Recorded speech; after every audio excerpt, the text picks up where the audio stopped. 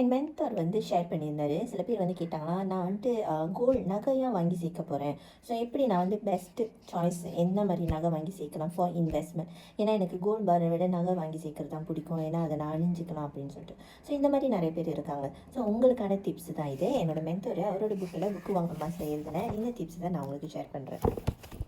Even though best for investment வந்து 999 gold பார் இருந்தாலும் சில பேர்த்துக்கு வந்து நகை ஜுவல்லரிஸ் வாங்கி சேர்க்கறது ரொம்ப விருப்பம். ஸோ அதிலே வந்து பெஸ்ட்டான ஜுவல்லரிஸ் எப்படி நீங்கள் தேர்ந்தெடுக்கிறது அப்படின்னு தான் பார்க்க போகிறோம்.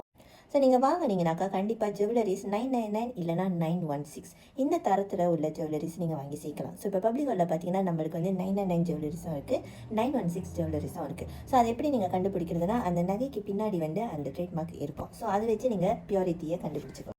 அடுத்தது இந்த கோல்டு வந்து சாலிட்டாக உள்ள கோல்டாக நீங்கள் பார்க்கணும். அதாவது கோசமாக இருக்கக்கூடாது. அது உள்ளுக்கு வந்து கோசம் ஹோலோவாக இருந்துச்சுன்னா அந்த பியூரிட்டி டெஸ்ட் பண்ணும்போது டென்சி மீட்டர் அப்படின்னு பயன்படுத்துவாங்க. அதில் தான் பியூரிட்டி டெஸ்ட். ஸோ அதில் டெஸ்ட் பண்ணும்போது வந்து இந்த கோசமாக உள்ள கோல்டு வந்து அந்த பியூரிட்டி டெஸ்ட் வந்து அந்தளவுக்கு உங்களுக்கு அக்யூரேட்டாக கொடுக்க முடியாது. பட் இதே பாடுவான கோல்டு இருந்துச்சுன்னா உள்ளுக்கு வந்து மிகவும் சாலிட் கோல்டு. ஸோ இந்த மாதிரி கோல்டுனா அது பியூரிட்டி டெஸ்ட் உங்களுக்கு ஈஸியாக கிடச்சிரும். இன்னொன்று மிகவும் அதோட தரம் வந்து குவாலிட்டியும் இன்னும் ஹாயாக இருக்கும். 999 பியோர் 999 தான் இருக்க முடியும். ஸோ இந்த மாதிரி ஹோலோ இல்லாமல் கொஞ்சம் ஸ்ட்ராங்கானதாக நீங்கள் வாங்கும்போது ஃபுல் கோல்டாக வாங்கும்போது அந்த நகையும் வந்து கொஞ்சம் ஸ்ட்ராங்காக இருக்கும், ஈஸியாக உடையாது, நெளியாது. ஸோ இந்த மாதிரி நீங்கள் பார்த்து வாங்கலாம் ஃபார் இன்வெஸ்ட்மெண்ட் பர்பஸ். ஏன் சொல்கிறேன்னா இப்போ டேமேஜ் நெளிஞ்ச நகைகள் இந்த மாதிரினா அந்த டிடக்ஷன் இருக்குல்ல அது வந்து கூட வெட்டுவாங்க. இதே அந்த சாலிட்டான நகை பார்க்க வந்து உடையாமல் ரொம்ப நாளைக்கு தாங்க முடியல இந்த மாதிரி நகையாக இருக்கும்போது நீங்கள் திரும்ப விற்கும் போது உங்களுக்கு டிடக்ஷன் வந்து கம்மியாக இருக்கும். பட் கம்மி சொல்ல முடியாது. ஜுவல்லரிஸ்னு பார்க்கும்போது டிடக்ஷன் வந்து 20% 25% வரைக்கும் போகும். ஆனால் இதிலே நீங்கள் ஹோலோவான டிசைன் வாங்கினீங்கனாக்கா அதோட டிடக்ஷன் இன்னும் கூட போகும். பிகாஸ் அது சீக்கிரத்தில் டேமேஜாக ஆக வாய்ப்பு நிறையா. அடுத்தது நீங்கள் சூஸ் பண்ணும்போது உங்களோட கோல்டு ஜுவல்லரிஸில் கல் இருக்கிறத வாங்காதீங்க. ஏன்னா கல் இருந்துச்சுனாக்கா அந்த வாங்கும் போது நீங்கள் வந்து எல்லாத்துக்கும் சேர்த்து தான் நீங்கள் பே பண்ணுறீங்க. ஸோ நீங்கள் திரும்ப விற்கும் போது இந்த கல் எல்லாத்தையும் மைனஸ் அவுட் பண்ணிட்டு தான் உங்களோட வெறும் கோல்டுக்கு மட்டும் தான் வேல்யூ. ஸோ அந்த இடத்துல உங்களுக்கு நிறைய லாஸஸ் ஆகும்.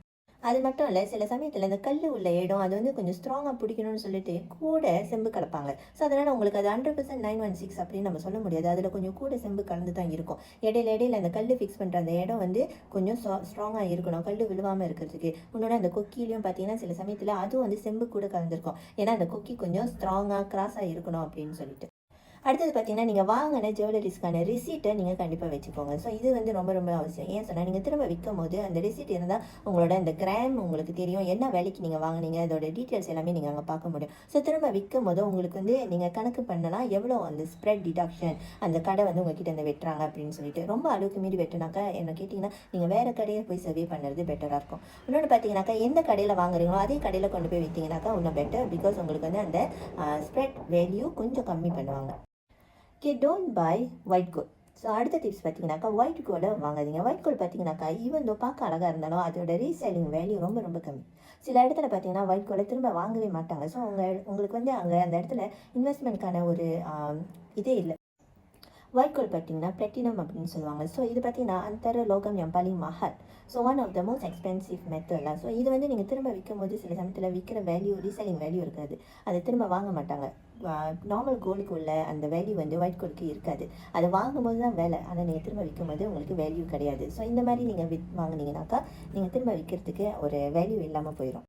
இன்னொன்று பார்த்தீங்கன்னாக்கா இந்த ஒர்க்மேன்ஷிப். ஸோ இந்த ஒர்க்மேன்ஷிப்பை பார்த்து நீங்கள் ஏமாந்துடக்கூடாது. ஏன்னா சில கடையில் பார்த்தீங்கன்னாக்கா பார்க்கும்போது கிராம் விலை குறவாக போட்டிருப்பாங்க, ஆனால் அதில் இன்னும் ஒர்க்மேன்ஷிப் இன்க்ளூட் பண்ணலை. ஸோ நீங்கள் ஒர்க்மேன்ஷிப் இன்க்ளூட் பண்ணிங்கன்னா அப்போ தான் தெரியும் எவ்வளோ அதோட சார்ஜஸ்னு. சில இடத்துல பார்த்தீங்கன்னா அதே டிசைன் தான், ஆனால் ஒர்க்மேன்ஷிப் இன்னும் கொஞ்சம் லோவராக கிடைக்கும். ஸோ நீங்கள் இந்த மாதிரி கொஞ்சம் ஃபைண்ட் அவுட் பண்ணிங்கன்னா உங்களோட per கிராம் வாங்குகிற விலை வந்து கொஞ்சம் கம்மியாக இருக்கிறத நீங்கள் பார்க்கலாம். அதே நேரத்தில் நீங்கள் திரும்ப விற்கும் போது ப்ராஃபிட் மார்ஜின் ஹையராக இருக்கும். ஸோ சில சமயத்தில் நகை கடையில் பார்த்தீங்கன்னாக்கா அந்த கோல்டோட விலை வந்துட்டு ஈவன் தோ வேல்யூ குறைஞ்சிருந்தாலும் மாற்ற மாட்டாங்க. ஸோ அதே வேலை தான் வந்து ஃபார் 1 வீக் அப்படியே தான் இருக்கும். ஸோ இதையும் நீங்கள் வந்து கொஞ்சம் செக் பண்ணிக்கணும்.